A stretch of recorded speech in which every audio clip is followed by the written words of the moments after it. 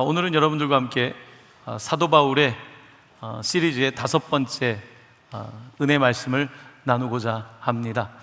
통역이 있으면 알아듣는 것이 도전이 되겠지만 하나님께서 성령 가운데 말씀해 주실 줄로 믿습니다.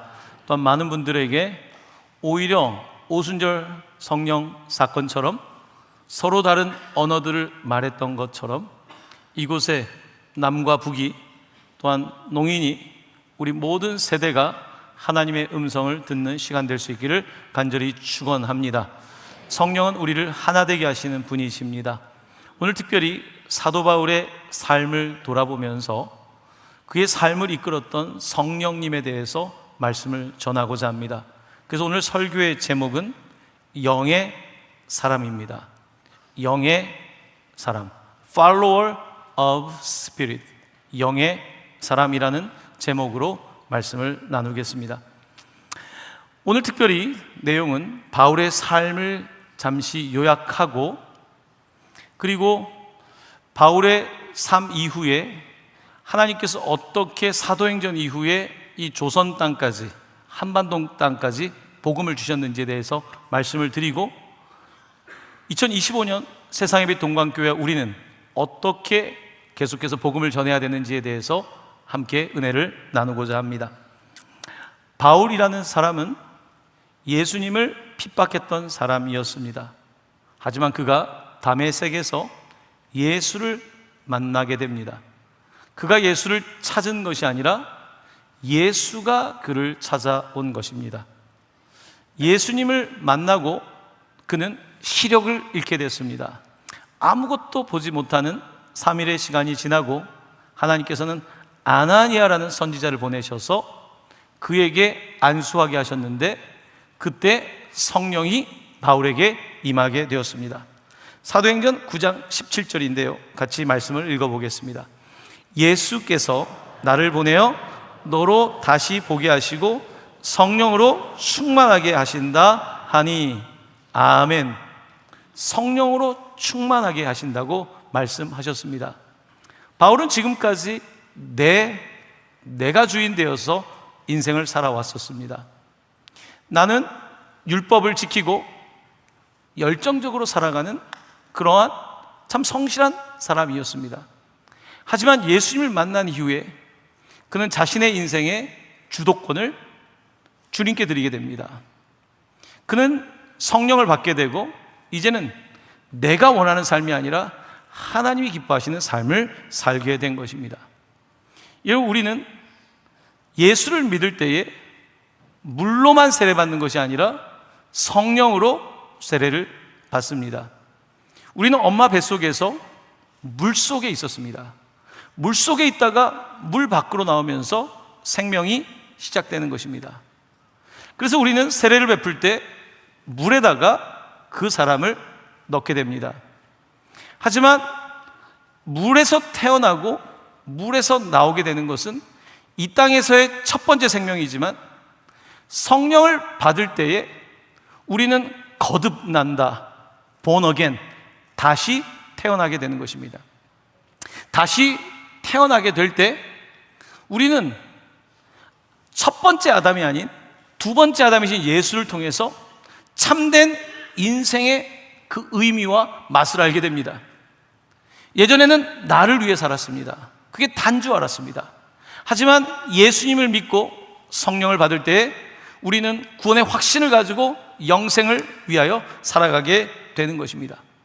바울은 이렇게 예수를 믿고 성령을 받음으로 다시 태어나게 되었습니다. 예전에는 내가 원하는 삶을 살았지만 이제 예수를 믿고 성령을 받은 다음에는 성령에 이끌리는 삶을 살아가게 된 것입니다. 이 바울이 예수님을 만나고 회심한 이후에 약 10년 동안 고향인 다소에 가서 말씀을 가르치게 됩니다.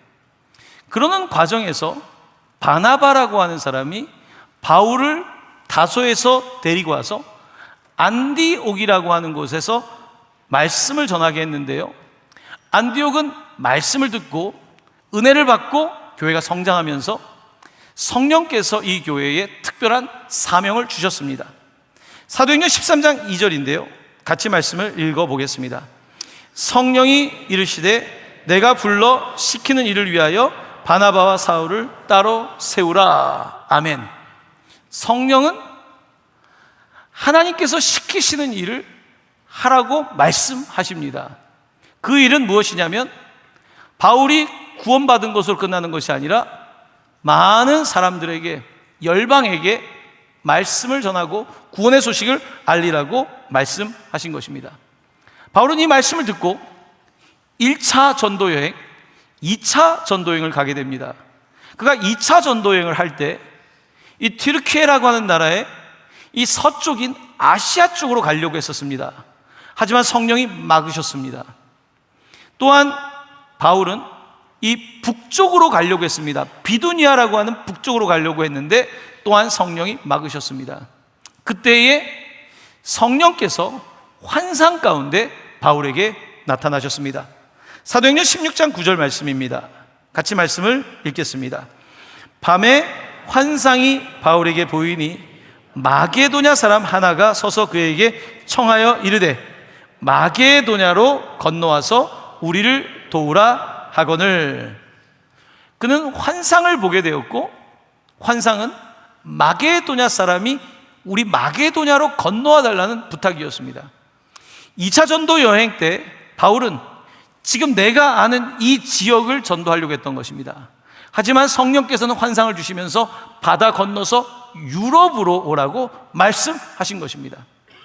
이처럼 성령은 나는 앞에밖에 못 보지만 성령은 멀리 내다보시고, 나는 우리 민족밖에 모르지만 다른 민족을 바라보시고, 나는 우리 세대밖에 모르지만 성령은 다음 세대를 바라보게 하시고 우리의 삶을 이끌어 가시는 것입니다. 그러므로 우리는 성령을 따라가야 합니다. 성령을 따라가야지만 생명을 얻을 수가 있는 것입니다. 바울이 2차 전도 여행을 통해서 유럽의 복음화를 하고, 그리고 그가 3차 전도할 때 있었던 일입니다. 그는 2차 때 에베소를 들어가지 못합니다. 3차 때 에베소를 가게 되면서 오늘 함께 읽은 본문의 내용이 전개되고 있는 것입니다. 자, 그곳에 에베소 교회가 이미 세워진 상태에 있었습니다. 바울이 에베소 교회를 세웠던 것은 아니었습니다. 자, 그런데 에베소 교회는 아직 성령을 받지 못하고 있었던 것입니다. 그래서 성령을 모르는 아직 껍데기 교회의 모습을 가지고 있었던 것입니다. 자, 그래서 오늘 본문 가운데 바울이 에베소에 있는 제자들과 만나서 교제를 하게 됐습니다. 이 교제를 하는데 세상 이야기는 할 수 있고 율법 이야기는 할 수 있는데 생명을 느끼지 못했습니다. 다시 말하면 성령이 그 안에서 경험되지 못한 것입니다. 바울은 불편했습니다. 성도와 이야기를 하는데 생명이 아니라 뭔가 답답했습니다. 바울은 직설적인 성격이었기 때문에 이 에베소에 있는 제자들에게 이런 질문을 던졌습니다. 사도행전 19장 1절에서 2절인데요, 같이 읽어보도록 하겠습니다. 에베소에 와서 제자들을 만나 이르되 너희가 믿을 때에 성령을 받았느냐? 너희가 믿을 때에 성령을 받았느냐고 묻습니다. 이 질문은 그들에게 굉장히 난감한 질문이었습니다. 그들은 이렇게 대답합니다. 우리는 성령이 계심도 알지 못합니다. 성령에 대해서 들어본 적이 없습니다. 우리는 요한, 구약 성경과 함께 마지막 선지자라고 부를 수 있는 요한에 대해서까지는 알고 있지만 요한의 세례에 대해서는 알고 있습니다. 요한이 가르쳐준 대로 회개해야 된다는 것까지는 알고 있는데 그 다음에 대해서는 들어본 적이 없습니다. 그때 바울은 바로 예수 그리스도의 복음을 전합니다. 여러분의 죄의 문제는 여러분들 스스로가 씻을 수 있는 것이 아닙니다. 율법을 따른다고 착하게 산다고 해서 여러분의 죄의 문제가 해결되는 것이 아닙니다. 여러분이 죄 사함을 받기 위해서는 하나님의 아들이신 예수 그리스도께서 십자가 위에서 피 흘리셨다는 이 놀라운 구원의 메시지를 받아야 합니다. 구원은 여러분이 아니라 예수 그리스도로부터 오면 죄 사함은 여러분의 노력으로 되는 것이 아니라 예수 그리스도로부터 오는 은혜로 말미암은 것입니다. 할렐루야. 이 놀라운 말씀을 전파할 때에 에베소의 껍데기만 신자였던 그들이 이제 나도 예수를 믿습니다. 지금까지는 내가 주인 되어 살았지만 이제는 예수님을 나의 주인으로 모십니다. 그들은 그 놀라운 믿음의 고백을 하게 되었습니다. 그러자 바울이 그들에게 세례를 베풀게 되는데요, 사도행전 19장 5에서 6절 말씀입니다. 같이 말씀을 읽겠습니다. 그들이 듣고 주 예수의 이름으로 세례를 받으니 바울이 그들에게 안수함에 성령이 그들에게 임하심으로 방언도 하고 예언도 하니 아멘. 드디어 그들은 물 세례를 받은 것이 아니라 성령 세례를 받게 됐던 것입니다. 한 번 태어난 것이 아니라 다시 태어나게 된 것입니다. 그들은 성령을 받고 이제 진짜 교회가 된 것입니다. 바울은 이 에베소에 2년 동안 두란노에서 말씀을 가르치게 됩니다. 지금까지는 그냥 교회의 모습이었지만 성령을 받고 바울을 통해서, 제자들을 통해서 말씀을 배운 이후에 에베소 교회는 놀라운 교회가 됩니다. 에베소는 그 지역을 대표하는 교회이고 선교를 이끌어가는 아주 중요했던 거점 교회였던 것입니다. 자, 이렇게 에베소 교회가 성령을 받고 너무나 새로운 은혜를 경험하게 되었는데요, 바울은 3차 전도 여행이 끝나고 이제 예루살렘에서 결박당하고 로마로 가게 됩니다. 로마로 가서 바울은 흩어져 있는 교회들을 생각할 때마다 기도했고 또한 권면할 일이 있을 때는 편지를 썼습니다. 바울은 옥중에서 에베소 교회에 편지를 쓰게 됩니다. 에베소 교회에 보낸 편지는 참 아름다운 편지입니다. 여러분은 한 성령을 받았고 하나의 주님을 모시고 하나의 몸인 교회입니다. 에베소 교회를 저는 참 많이 사랑합니다. 그러면서 에베소 주변은 너무나 많은 우상 숭배와 죄의 타락이 있었기 때문에 그들에게 영적 싸움을 하기 위해서는 전신갑주를 입으라고 마지막 6장에서 그들을 권면하는 장면인데요, 우리 6장 11절에서 12절 말씀인데 같이 읽도록 하겠습니다. 마귀의 간계를 능히 대적하기 위하여 하나님의 전신갑주를 입으라. 우리의 씨름은 혈과 육을 상대하는 것이 아니요 통치자들과 권세들과 이 어둠의 세상 주관자들과 하늘에 있는 악의 영들을 상대함이라. 아멘. 아멘. 우리의 싸움은 혈과 육이 아니라는 것입니다.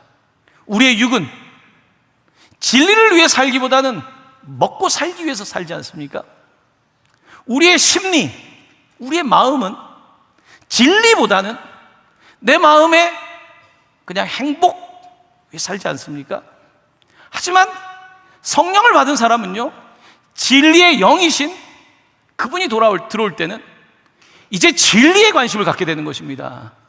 먹고 사는 이 육의 문제만이 아니고 내 마음이 평안한 행복 상태만이 아니고 진리를 따라가게 되어 있는 것입니다. 이 진리를 따라가려고 할 때 방해하는 세력이 있는데 바로 사탄 마귀입니다. 그러므로 사탄 마귀가 여러분에게서 진리를 빼앗으려고 할 때에 대적하십시오. 맞서십시오. 그렇게 하려면 전신갑주를 입고 말씀을 가지고 나아가서 싸우셔야 됩니다. 에베소 교회를 향해서 권면하고 있는 것입니다. 에베소 교회는 이렇게 성령 안에서 계속해서 악한 영들을 대적해야만 했던 것입니다. 이렇게 에베소 교회는 성령 안에서 참 놀라운 교회로 발전했는데요, 그로부터 약 한 세기가 지나고, 보통 20, 30년 얘기하겠죠. 한 세대가 지나고 사도 요한이 요한 계시록에서 계시를 받아서 에베소 교회에 편지를 보내는 장면이 있습니다. 에베소 교회는 너무나 대단한 교회였지만 한 세대가 지나고 그들은 무언가를 잃어버리기 시작했습니다. 요한계시록 2장 4절 말씀입니다. 같이 읽도록 하겠습니다. 그러나 너를 책망할 것이 있나니 너의 처음 사랑을 버렸느니라. 에베소 교회도 처음에는 껍데기 교회였다가 성령을 받았고 두란노에서 열심히 배웠고 그러면서 교회는 계속해서 충만한 확장하는 교회가 되었습니다. 하지만 한 세대가 지나고 그들은 처음 사랑을 잃어버렸습니다. 사랑하는 성도 여러분, 오늘날 교회가 항상 옛날 이야기를 하면 안 되지 않습니까? 아직도 첫사랑 얘기를 하면 그때만 이야기하면 안 되지 않습니까? 첫사랑을 회복해야 되겠죠. 바로 성령이 임할 때 하나님의 사랑이 회복되는 것입니다. 오늘 여러분에게 성령의 충만한 은혜가 있기를 간절히 축원합니다. 여러분에게 하나님의 사랑이 부어지시기를 원합니다. 사랑이 부어질 때에 우리는 정말 다시 한 몸의 교회가 될 수가 있는 것입니다. 이렇게 에베소 교회는 이 튀르키예 지역에서 가장 중심 교회였는데 처음 사랑을 잃어버리고 모델 교회, 다른 교회들이 바라보는 교회였는데 그 놀라운 하나님 주신 능력을 잃어버리게 됐던 것입니다. 자, 이제 여러분들과 함께 오늘 바울 이후에 어떻게 이 복음이 우리 땅까지 오게 됐는지를 말씀을 드리겠습니다. 로마 제국은 복음을 받고 복음화가 되었습니다. 서구 문명은 기독교 문명과 뗄 수가 없습니다. 아프리카와 이 지역까지 서구 문명은 이 기독교 복음을 듣게 됩니다. 하지만 아직도 아메리카 대륙과 아시아 쪽은 복음을 듣지 못하고 있었습니다. 하지만 하나님께서는 계속해서 복음을 전파하게 하시는데요, 끝까지 모든 민족이 구원받을 때까지 바로 그 복음을 전해주신 것입니다. 바로 세 번째, 조선에서 펼쳐진 성령 행전에 대해서 말씀을 드리겠습니다. 우리가 선교를 이해할 때 중요한 단어가 하나 있습니다. 섭리라는 단어입니다. 섭리라는 단어는 영어로는 프로비전이라고 합니다. 섭리, 프로비전. 프로는 앞을 뜻하는 거고요, 비전은 보는 걸 뜻하는 것입니다. 프로비전이라고 하는 것은 앞을 내다보는 것입니다. 우리는 요 앞에만 보이기 때문에 이렇게 인생을 살아갑니다. 하지만 하나님께서는 프로비전을 갖고 있기 때문에 우리가 알지 못하는 계속해서 방식으로 복음을 전하게 하십니다. 바울은 2차 전도 여행 때 튀르키예 지역에서 복음을 전하려고 했습니다. 하지만 프로비전, 섭리하시는 하나님께서는 마케도니아로 건너가라, 유럽으로 건너가라고 말씀하시는 것입니다. 우리는 항상 이렇게 보고 있지만 하나님께서는 저 멀리 내다보고 계시고 열방을 바라보고 계시고 그들이 구원을 받을 때까지 성령 하나님께서는 계속해서 일하신다는 사실입니다.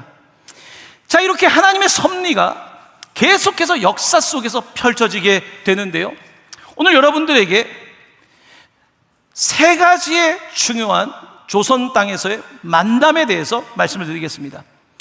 첫 번째, 이 조선 땅이 복음을 듣게 될 때 있었던 사건입니다. 의주 청년 상인 백홍준과 그의 친구들과 존 로스 목사의 만남입니다. 사진을 보여드리겠습니다. 이 백홍준이라고 하는 이 사람은 의주, 우리 북한에서 오신 분들은 잘 아시죠? 바로 의주의, 바로 이 경계선이 있는 그 의주의 상인이었습니다. 당시에 그 만주 땅은, 바로 중국과 국경에 있는 그 만주 땅은 이 선교사 로스가 와서 선교를 하던 지역이었습니다. 하지만 조선은 세국 정책으로 가톨릭 교인들이 많이 이미 순교를 했고 복음을 전파할 수가 없었습니다. 그때에 상인이었던 백홍준과 그의 친구들은 만주를 왔다 갔다 하면서 사람들을 만나고 견문을 넓혀가고 있었던 것입니다. 그때에 로스 목사는 하나님이 주신 마음이 있었습니다. 선교사가 들어갈 수는 없지만 말씀을 조선 땅에 넣어야겠다. 하나님은 감동을 주셨습니다. 그래서 이 백홍준과 친구들에게 조선말을 배우게 되고요, 그러면서 성경을 번역하게 됩니다. 이 성경을 번역하면서 그 다음 사진을 보여드리면요, 로스 목사이고요, 그가 함께 번역한 예수 성교 전서입니다.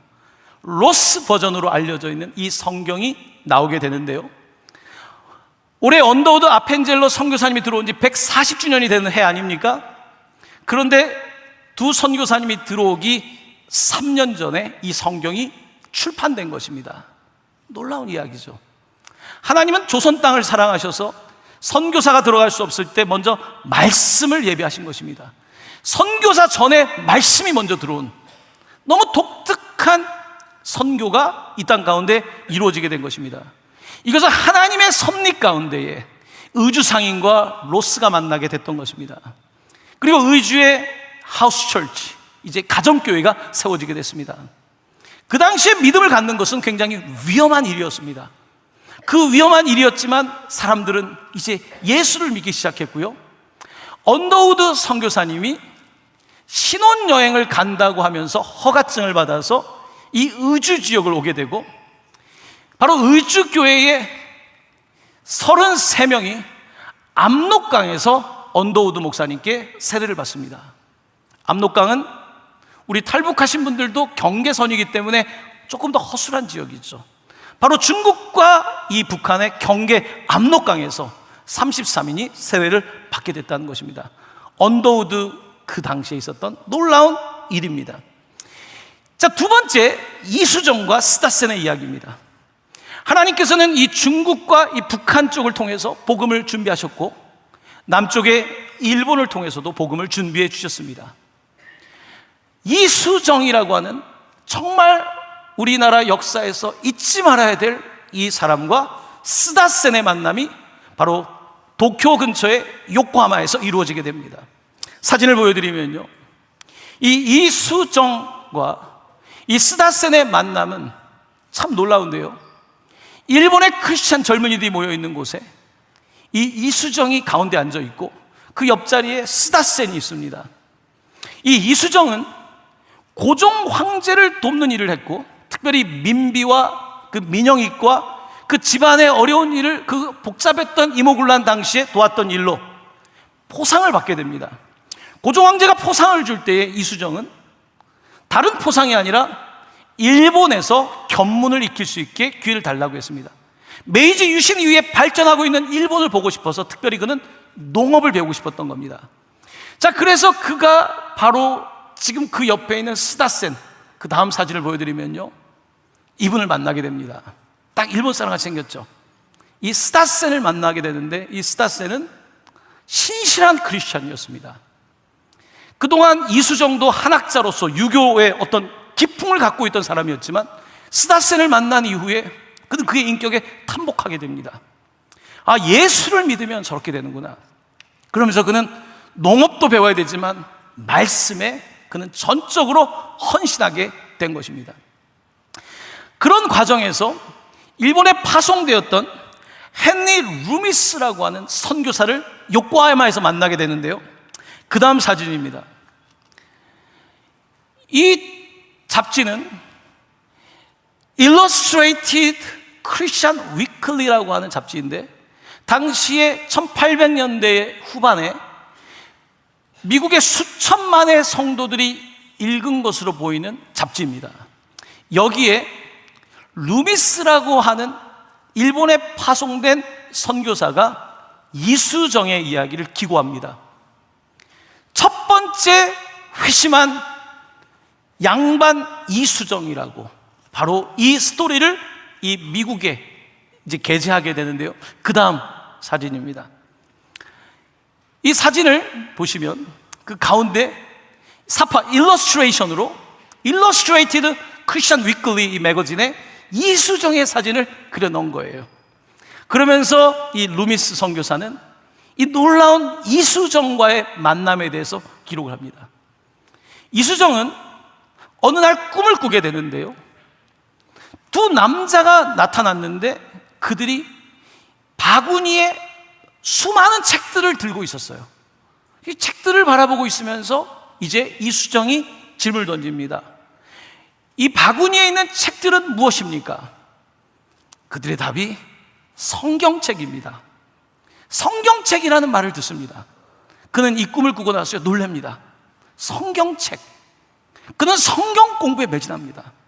그는 유학자였기 때문에 우리가 사서 삼경 공부하듯이 이 말씀을 공부하고서 그는 알게 됩니다. 말씀을 한국에 조선에 넣어야 되겠구나. 그래서 한문에다가 한글 토를 달아가지고 성경을 만들기 시작합니다.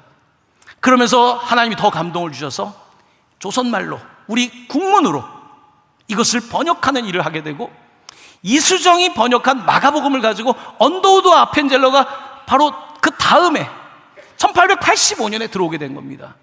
놀랍게도 선교사가 들어오기 전에 조선 땅에는 말씀이 먼저 들어오는 놀라운 일이 있었던 것입니다. 이 루미스 목사는요, 이 잡지의 내용을 좀 읽어보니까 이런 말을 합니다. 사실 이수정의 삼촌이 가톨릭 신자였습니다. 그는 병인 양요를 거칠 때에 정말 순교를 한 거예요. 삼촌이 기독교인이기 때문에 목숨을 잃는 것을 봤던 이수정은 나는 절대로 기독교 근처를 가지 않는다고 생각했던 사람이었습니다. 그런데 일본에서 복음을 듣고 그는 세례를 받고 성경을 번역하는 사람이 된 거예요. 워낙 그가 뛰어난 사람이었기 때문에요, 그가 일본에서 교회에서 설교를 할 기회가 2번 있었답니다. 그 당시에 루미스 선교사는 이야기를 합니다. 일본어로 일본 사람들한테 복음을 전했을 때 사람들은 충격을 받았다는 거예요. 그 이수정의 그 기계, 그 양반의 기계 있지 않습니까? 거기에 이 복음의 놀라운 능력으로 그들은 충격을 받았고, 그러면서 아까 봤던 사진처럼 일본 사회에서 이수정은 꽤나 유명한 사람이 된 겁니다. 그때 이수정에게 이제 일본 정부에서 요직을 준다고 하면서 이제 같이 일하자는 이야기를 할 때 이수정은 이렇게 답변했다고 합니다. 나에게 더 중요한 일이 있기에 그 어떤 제안도 내 마음을 돌릴 수는 없습니다. 바로 복음 전하는 것, 말씀을 번역하는 것이 그에게 가장 중요한 일이었던 것입니다. 이수정은 놀랍게도 이 루미스 선교사를 통해서 정말 미국 땅에 수많은 사람들이 조선을 알게 한 이 일이 벌어지게 됐고요, 놀랍게도 이 루미스 선교사는 이 잡지에서 이수정의 마음을 대변하는 글을 씁니다. 이제 이 나라 조선은 문이 곧 열리는데 가톨릭이 밀려들면 사람들을 어떤 유익도 없는 겉으로 보이는 형식으로 속일 것입니다. 놀라운 변화가 진행되고 있는데 자유롭게 복음이 전파되는 길이 곧 열리게 될 것입니다. 이제 조미통상 조약을 하고 이제 열리는데 복음의 문이 열린다고 말하면서 그는 마지막에 이렇게 말합니다. 이곳에, 일본에 단순한 환상이 아닌 실제로 마케도니아인의 울부짖음이 있습니다. 마케도니아 그 환상을 봤던 바울과 다르게 그건 환상이었지만 진짜 마케도니아인이 이곳에 있습니다. 그는 여러분들에게 이 조선을 위해서 와달라고 울부짖고 있습니다. 건너와 달라고 울부짖고 있습니다. 이수정의 이 이야기를 대변합니다. 많은 성도들이 감동을 받고요, 이수정은 직접 선교회 편지를 보내고 결국은 언더우드와 아펜젤로를 포함한 수많은 선교사님들이, 특별히 젊은이들이 이 조선 땅을 들어오게 되는 계기가 된 겁니다. 자, 이렇게 우리는 볼 수 없지만 하나님은 프로비전, 앞을 내다보시고 만남을 통해서 복음의 문을 열어주신 것입니다. 세 번째 만남은요, 견미단 보빙사와 존 가우치 목사의 만남입니다. 견미단은 미국을 방문하는데 다시 보답하기 위해서 방한하는 사람들을 보빙사라고 합니다. 그 사진을 보여드리면요, 이제 당시에 미국과의 관계에 문이 열리고 있었고, 이제 민영익을 중심으로 해서 이제 초기의 젊은 리더들이 보빙사로 미국을 가게 되는데요, 미국 사람이 있고 중국 사람이 있고 일본 사람이 있고 통역관들이 함께 되어서 이제 미국을 가게 되는데요, 언더우드 아펜젤러가 들어오기 전 1883년, 2년 전에 그들은 제물포에서 배를 타고 요코하마를 거쳐서 샌프란시스코에 도착하게 됩니다. 샌프란시스코에 도착하고 나서 이틀 후에 그들은 미국 대륙 횡단 열차를 타고 샌프란시스코에서 시카고를 거쳐서 뉴욕, 워싱턴 DC까지 가게 됩니다. 근데 놀랍게도 시카고에서 이 뉴욕으로 가는 기차에서 이 보빙단 이 인원들이 가우치 목사를 만나게 됩니다. 가우치 목사의 사진입니다. 이 목사님을 만나게 돼요. 이 가우치 목사님은 미국 메릴랜드 워싱턴 DC 근처에 있는 볼티모어 출신이고 많은 교회들을 세우는 일을 한 거예요. 이 서부 쪽에 교회를 세우고 많은 정말 중심적인 역할을 했던 아주 중요했던 인물이었던 가우치 목사를 그 기차에서 만난 거예요. 이 기차에서 만났는데 이 가우치 목사님이 이 조선에서 이 갓쓰고 온 사람들이 나타나니까 다가가서 말을 걸었대요. 이렇게 말을 걸었답니다. 저는 모자에 관심이 많은데 여러분이 쓴 모자는 뭡니까? 갓을 썼다고. 그들이 우리가 쓴 게 갓이라고. 갓은 뭡니까? 갓. 하나님을 이게 가우치가 하나님을 쓰셨군요 라고 이야기한 거예요. 그럼 여러분들은 어디에서 왔습니까? 그랬더니 저희는 조센에서 왔다는 거예요. 영어로는 조센은 뭐예요? chosen, 선택받은 이죠. 우리는 선택받고 하나님을 쓰고 있는 사람으로, 요거는 일화입니다. 역사적인 사실은 더 많은 고증이 필요하지만 너무 은혜가 되지 않습니까? 갓을 썼다. 정말 갓을 쓰고 선택받은 조센, 조선 사람들, 바로 그들을 만나게 됐고 가우치 박사는 그들이 여기까지 온 걸 감격하고 자기 가정에 모셔서 식사를 대접하고 그러면서 연결고리가 만들어졌는데요. 그는 유수한 감리교 목사님을 보내게 되는데요. 아펜젤로와 함께 스크랜텐, 이화여대를 설립한 스크랜텐과 수많은 선교사님들이 오는데 그가 $5,000의 당시에 펀드레이징을 했다는 거예요. 당시에 이화여대 전체가 부지가 그 수천 평 되는 땅이 $700일 때 $5,000의 펀드레이징을 해서 조선 땅에 보냈다는 것입니다. 놀라운 일이 벌어지게 된 것이죠. 그뿐만이 아닙니다. 가우처는 가슴이 뛰었어요. 조선의 복음을 전하고 싶어서. 그래서 그의 친구였던 이 맥클레이에게 돈을 줄 테니까 배 타고 고종 황제를 만나러 가라. 그래서 맥클레이가 배를 타고 고종 황제를 만나고 나서 이제 선교할 수 있도록 학교를 세우고 이제 병원을 세우는 일을 허가를 받게 된 거예요. 할렐루야. 이 대륙 횡단 열차에서 갔었던 사람들이 만난 가우치가 이 선교를 돕는데요. 그는 조선 땅을 6번 이상 찾아왔다고 합니다. 이곳에 와서 복음을 전하고 싶어서. 정말 우리는 이 복음이라고 하는 것이 우리 생각에는 이게 너무 어렵다, 이게 쉽지 않다 생각할 수 있지만요, 하나님께서는 이미 정말 프로비전, 멀리 바라보시고 이 만남 저 만남을 통해서 구원을 이루고 계신 것입니다. 할렐루야. 이렇게 우리가 조선 땅까지 이 사도행전 말씀이 어떻게 여기까지 왔는지에 대해서 들었는데요, 마지막입니다. 우리 앞에 놓인 사명은 선교이고 전도입니다. 미션이라고 하는 것은 정말 우리가 조선 땅에 들어올 수 없었던 선교사님들이 성경을 번역해서 보냈지 않습니까? 전도할 수 없는 나라에 가서 우리가 기업을 만들고 그들에게 선한 일을 하고 그 가운데 그들의 마음을 움직이고 또한 그러면서 복음을 전할 수 있는, 전도할 수 있는 기회가 온다면 전도하는 이 놀라운 일들이 계속 진행돼야 되는 것입니다. 이것은 사람이 하지만 성령님께서 도와주실 때 가능한 일인 것입니다. 교회는 바로 이 미션을 갖고 있는 거예요. 교회가 이런 미션이 없다면, 교회의 사명이 없다면 이것은 제도인 것입니다. 교회는 제도가 아니라 바로 사명인 것입니다. 여러분, 최근에 교회가 많이 어렵다들 하는데요, 통계는 정말 다른 이야기를 하는 것을 보게 됩니다. 영국의 최근의 이야기입니다. 제가 통계 하나를 보여드리겠습니다. The Rise in Regular Church Going이라고 하는 이 통계조사가 하나 있는데요, 2018년과 2024년 두 차례에 한 달에 한 번 이상 교회를 가는지에 대해서 통계조사를 했습니다. 그러니까 코로나 전이죠, 코로나 후고요. 이 6년 사이에 데이터가 어떻게 바뀌었는가를 보는 것입니다. 가장 여러분들 끝에 보면, 평균을 보면 2018년도에 6%의 영국 사람들이 교회를 한 달에 한 번이라도 갔다면 2024년에는, 작년에는 12%로, 8에서 12%면 50%가 지금 교회 출석이 늘어난 거예요.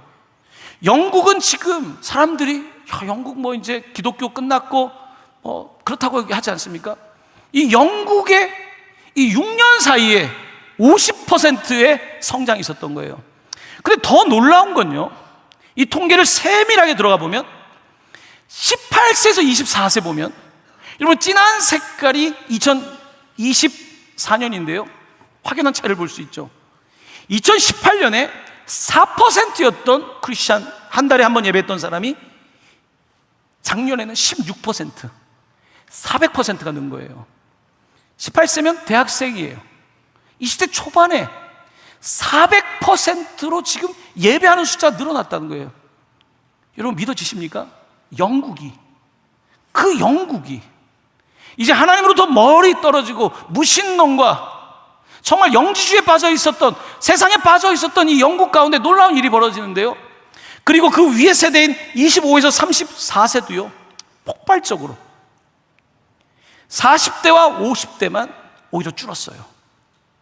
여기도 복음이 들어가지 않는 세속적인 생각에 빠져 있는 사람들이, 그런데 젊은이들이 오히려 지금 복음을 받아들이기 시작했다는 거예요. 이들은 원래부터 교회 다녔던 사람이 아닙니다. 교회를 다녔지 않았던, 예수님에 대해 잘 몰랐던 청년들이 지금 영국에서 일어나기 시작했다는 거예요. 이건 제 이야기가 아니에요. 가서 검색을 해보세요. 놀라운 일이 벌어지고 있는 거예요. 여러분, 성령은 우리의 예측대로 움직이지 않습니다. 바람은 우리의 예측대로 움직이지 않습니다. 바람은요, 주께서 구원하기 위해서 끊임없이 움직이시는데 영국을 다시 움직이고 계신 것입니다.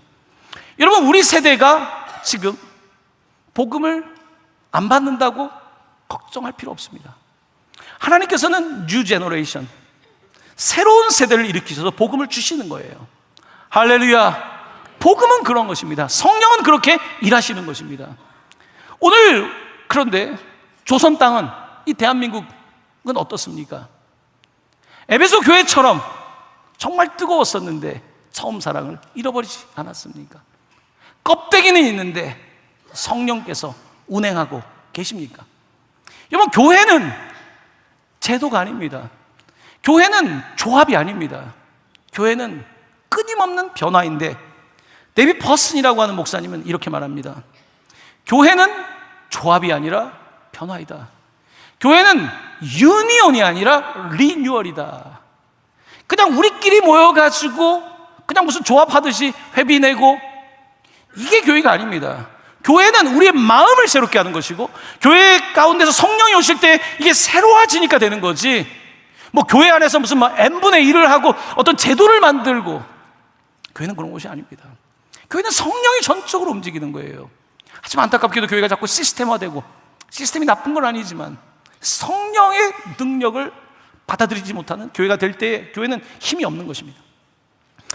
그렇습니다. 오늘 우리 교회의 표어는 우리가 보고 들은 것을 말하지 아니할 수 없다입니다. 여러분, 교회는 가서 복음 전하세요가 아닙니다. 사실은 보고 들은 것을 말하지 아니할 수 없다라는 고백을 하는 것이 교회입니다. 왜냐하면 성령님이 오시면 우리 가운데에 그런 동기를 주시기 때문인 것이죠. 사도행전 28장 31절, 제가 지난번에 말씀드렸던 것처럼 이 본문의 마지막 두 단어는요, 담대하게 거침없이예요. 번역상으로는 다르게 돼 있지만 원어상으로는 담대하게 거침없이가 마지막 구절입니다. 사랑하는 성도 여러분, 성령은 담대하고 거침없이 우리를 사용하시는 놀라운 인격이신 줄로 믿습니다. 성령을 받아야 합니다. 에베소 교회에 갔을 때 너희가 믿을 때 성령을 받았느냐라고 물었는데요, 여러분 성령 받으셨습니까? 성령은 사모하는 자에게 주시는 것입니다. 정말 주님을 사랑하는 자에게 주시는 것입니다. 성령이 오실 때 나도 사랑하게 됩니다. 나도 주고 싶어지고요, 나도 그렇게 살고 싶어지고, 바로 그 놀라운 역사가 일어나는 것입니다. 이것은 성령께서 하시는 것이거든요. 이 놀라운 성령의 역사가 여러분의 가정과 우리 교회, 특별히 우리 다음 세대에게 임하기를 간절히 축원합니다.